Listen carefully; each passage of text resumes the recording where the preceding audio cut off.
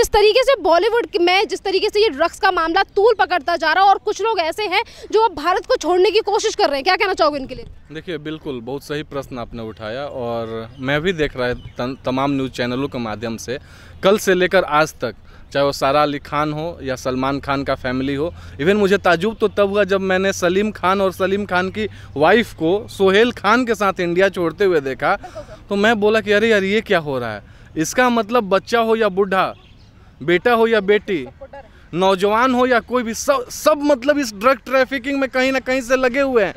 और ये बात सिर्फ यहीं तक नहीं है, ये बात उन लोगों के मुंह पर भी करारा तमाचा है जो लोग कंगना रनौत को बोल रहे थे कि ये नौटंकी क्वीन है और ये नौटंकी कर रही हैं, और ये जो भी बयान दे रही है इसमें कोई भी सच नहीं है। ये सिर्फ 2 सेकंड का फेम के लिए ये सब कर रही है। कहीं ना कहीं ये उन लोगों के मुंह पर करारा तमाचा है, क्योंकि ये कंगना रनावत के वजह से ही संभव हो पाया है कि बॉलीवुड में इतने दिन से जो ड्रग ट्रैफिकिंग का केस चल रहा था, जो खेल खेला जा रहा था, वो आज तमाम देशवासियों के सामने आ रहा है। जी सर, यहाँ पे जिस तरीके से गोरखपुर से सांसद रवि किशन ने भी इस चीज़ को लेकर आज पार्लियामेंट में कहा, उन्होंने कहा कि जिस तरीके से बॉलीवुड के नौजवान हैं और जो बाहर से आता है ड्रग्स, उस पर भी हमें कार्रवाई करनी चाहिए और इसके पीछे हमें जांच भी करनी चाहिए। क्या कहना चाहोगे इसको? जी बिल्कुल, देखिए रवि किशन जी चूँकि सांसद से पहले भोजपुरी और हिंदी मूवीज़ के सुपरस्टार रहे हैं, उन्होंने पूरे इंडिया का भ्रमण किया, क्योंकि वो साउथ के भी सुपरस्टार रहे हैं। साउथ मूवीज़ में भी उन्होंने बहुत सारे मूवीज़ में विलेन का काम किया है। तो हमसे या आपसे ज़्यादा जो इंसान उस इंडस्ट्री में है, उस इंडस्ट्री में क्या काला या गोरखधंधा का कार्य चल रहा है, हमसे या आपसे बहुत बेहतर तरीके से वो जानता हो। तो कहीं ना कहीं जब रवि किशन जी ने आज के संसद के मॉर्निंग सत्र में ये आवाज़ उठाया, तो हमें पूर्ण विश्वास था कि रवि किशन जो बोल रहे हैं इस बात से वो पूरी तरह वाकिफ़ हैं। क्योंकि जब वो ये बयान दे रहे हैं तो वो एक बहुत ही ज़्यादा, जिसको हम बोलें कि जिनके पास हर एक तरह का, वो आज के डेट में एक रिस्पॉन्सिबल पर्सन है। आज के डेट में अगर वो कोई बयान देंगे तो भाजपा के गोरखपुर से, जहाँ से योगी आदित्यनाथ जी आते थे, वहाँ से वो सम्मानित सांसद हैं, तो उनके बयान को हमें लाइट वे में नहीं लेना चाहिए। हमें ये नहीं समझना चाहिए कि कोई एक सेलिब्रिटी या एक्टर बोल दिया तो उसको नॉर्मल तरीके से लेंगे। हमें ये सोचना चाहिए कि वो सेलिब्रिटी के साथ साथ एक ऐसा रिस्पॉन्सिबल पर्सनालिटी है, एक ऐसा रिस्पॉन्सिबल व्यक्तित्व है, जिसने जब ये बात बोला है तो किसी न किसी उदाहरण के साथ बोला है। और इस बात पर गौर कीजिएगा कि उन्होंने इसके साथ एक और बात बोला कि सिर्फ भारत ही नहीं, इसके पीछे चीन और पाकिस्तान दोनों का हाथ है। वो लोग वहाँ से ऐसे लोगों को रिक्रूट कर रहे हैं या रिक्रूट करवाने में उन एजेंसियों के साथ उनका हाथ रह रहा है, जिनकी मंशा यही है कि भारत के युवा, जो आने वाले भारत के भविष्य हैं, इनके ज़िंदगी को कहीं किसी भी तरह से किन प्रकार हम तबाह करने का, नष्ट करने का कोशिश करें। और जब इनकी ज़िंदगी नष्ट होगी तो कहीं ना कहीं भारत के अर्थव्यवस्था को या भारत को विकसित होने से रोकने के में हम महत्वपूर्ण भूमिका निभा पाएंगे। हम सरकार से भी आग्रह करेंगे कि रवि किशन जी के इस बात को, और हमें पूर्ण विश्वास है चूँकि रवि जी सत्ता के ही सांसद हैं, तो उनके बात को चाहे गृह मंत्री जी हों या एनसीबी वाले हों या दिल्ली के पुलिस कमिश्नर हों, दिल्ली में भी ये धंधा बहुत है। आए तमाम दिन मैं आपसे बता रहा हूँ कि आप रोड चलते आपको पता चलेगा कि लोग कुछ ना कुछ कर रहे हैं। तो हमको इस बात पर बिल्कुल ध्यान देने का आवश्यकता है। अगर हम नहीं देंगे तो हमारे देश के युवा बर्बाद हो रहे हैं। अगर हम नहीं ध्यान देंगे तो हम कभी भी एपीजे अब्दुल कलाम के सपनों का भारत नहीं बना पाएंगे। सर, सवाल ये भी है कि जिस तरीके से सांसद हों या फिर कुछ तमाम कलाकार हों, वो इस चीज़ को लेकर आवाज़ उठा रहे हैं, उन लोगों के ऊपर भी सवाल उठता है जो बॉलीवुड में है और बॉलीवुड में रहने के बावजूद उन्हें पता है कि बॉलीवुड में कितने तक गंदगी है, पर उस चीज़ को लेकर कुछ नहीं बोलते। क्या उन्हें डर है? क्या उनका नाम भी आ सकता है इसमें?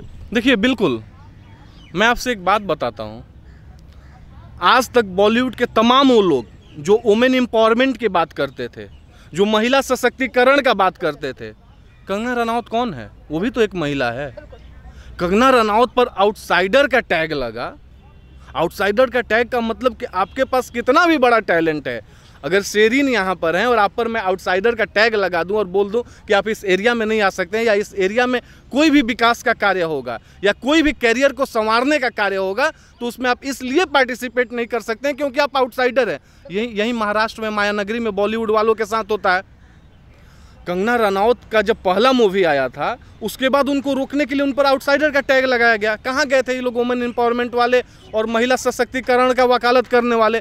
कहाँ ये गए थे जो तमाम तख्ती लेकर तख्ती गैंग वाले हों या मोमबत्ती गैंग वाले हों, जो अगर कोई घटना मुंबई के आज़ाद मैदान में घटती है, कोई घटना मुंबई के शिवाजी पार्क में घटती है, और अगर वो लिबरल्स हों, अगर वो भारत माता के जय का नारा नहीं लगाने वाले हों, अगर वो भारत तेरे टुकड़े होंगे का सपोर्ट करने वाले हों, उनके लिए लोग तमाम लोग खड़े हो जाते हैं। सबसे बड़ा नाम इनमें स्वरा भास्कर, सोनम कपूर का रहता है, नसरुद्दीन शाह का रहता है, फराह खान का रहता है और जावेद अख्तर का रहता है। ये लोग तमाम ऐसे लोग हैं। एक भी लोग ऐसा दिख रहा है, एक भी ऐसा कोई इंसान देखा जिसने बोला हो कि नहीं बीएमसी ने जो कार्रवाई किया कंगना रनौत के मणिकर्णिका फिल्म्स के ऑफिस पर वो गलत था। देश को ये लोग पता नहीं किस धारे में और किस ढांचे में ढकेलना चाहते हैं, जिसके मठाधीश ये लोग खुद लोग बनकर रहना चाहते हैं। लेकिन धन्य है भारत के लोग, जो लोग इस बात को समझ रहे हैं और उसके वजह से ये संभव नहीं है।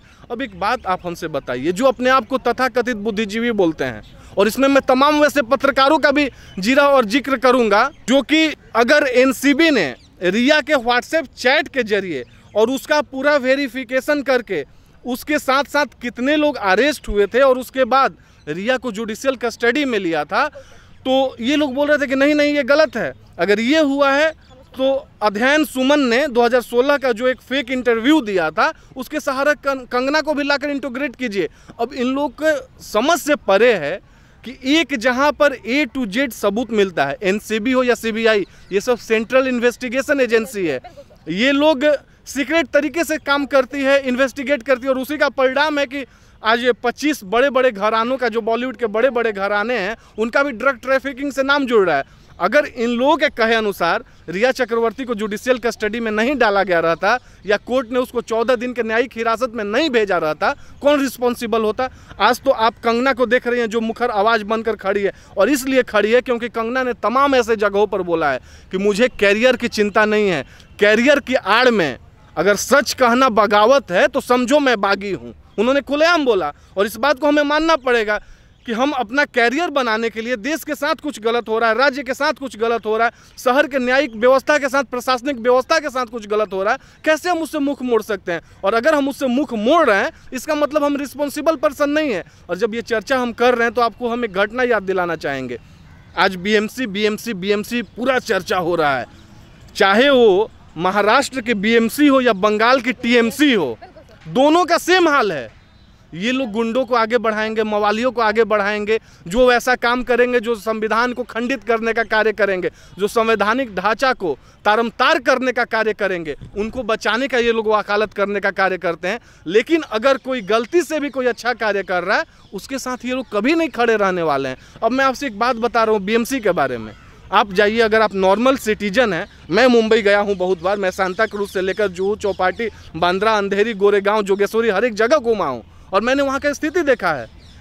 आप कंगना रनौत एक हिंदू है, हिमाचल के मनाली से आती है। आज हमारे प्रधानमंत्री कंटिन्यू बोलते हैं कि हमें सेल्फ डिपेंडेंट बनना है, आत्मनिर्भर बनना है, आत्मनिर्भर बनना है। अगर आत्मनिर्भर का कोई जीता जागता उदाहरण है, कोई सात्विक उदाहरण है, तो सबसे बड़ी उदाहरण कंगना रनौत होनी चाहिए। देश की बेटी वैसी होनी चाहिए। उसके साथ आप खड़े नहीं हैं।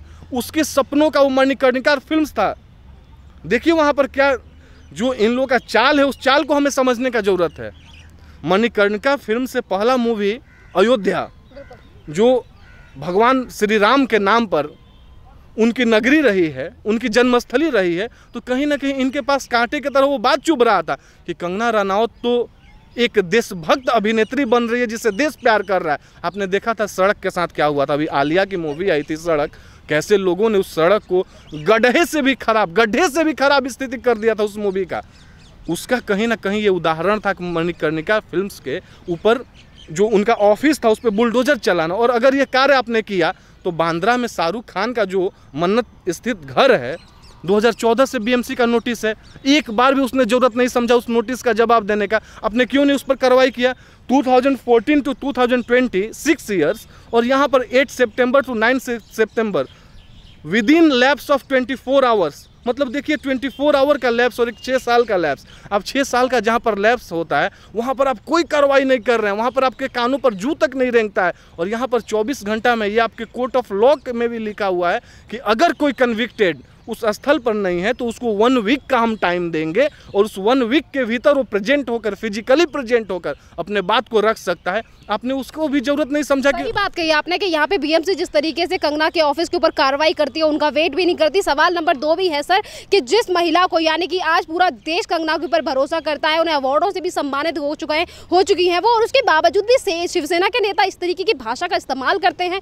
संजय राउत आकर ये बोलते हैं कि हरामखोर हैं, तमाम तरीके की बातें उन लोगों के कार्यकर्ताओं की तरफ से की जाती हैं, और आज उनके एमएलए ये कहते हैं कि कुत्ते की पूंछ टेढ़ी ही रहती है। मतलब कुत्ते से तुलना कर दी है आज कंगना रनावत की। देखिए यही बात, यही तो विडंबना है देश का। आपने देखा होगा कंगना रनावत जी का एक वीडियो आया था, उन्होंने उद्धव ठाकरे को तू क्या बोला, तुम क्या बोला, तमाम जगह पर एफआईआर होने लगा, तमाम पुलिस स्टेशन मुंबई का वहाँ पर एफआईआर होने लगा। यहाँ पर पहले हरामखोर बोलते हैं संजय राउत जी, उस हरामखोर को बोलते हैं कि ये हरामखोर का मतलब मेरे नोटिस शब्द से है। तो मैं भी आपके चैनल के माध्यम से बोलता हूँ कि हरामखोर संजय राउत, और कोई आकर हमसे पूछेगा तो मैं बोलूँगा कि नहीं, मेरे कहने का मतलब था कि वो चंचल है, उसमें बचकाना है, इसलिए मैंने नोटी के वो तरह से उसको ये बात बोल दिया। कहाँ ये लोग सो जाते हैं। आप देखिए अभी संसद का सत्र चल रहा है और हम बता रहे हैं, हम लोग प्री प्लान्ड है पहले से। अगर संजय राउत जी दिल्ली आ गए, उनको स्पष्टीकरण देना पड़ेगा कि हरामखोर क्या होता है। भारत की बेटी का तुलना आपका विधायक हो या आपका सांसद हो या आपका एक कार्यकर्ता हो, वो कैसे कर सकता है कुत्ते के दुम से।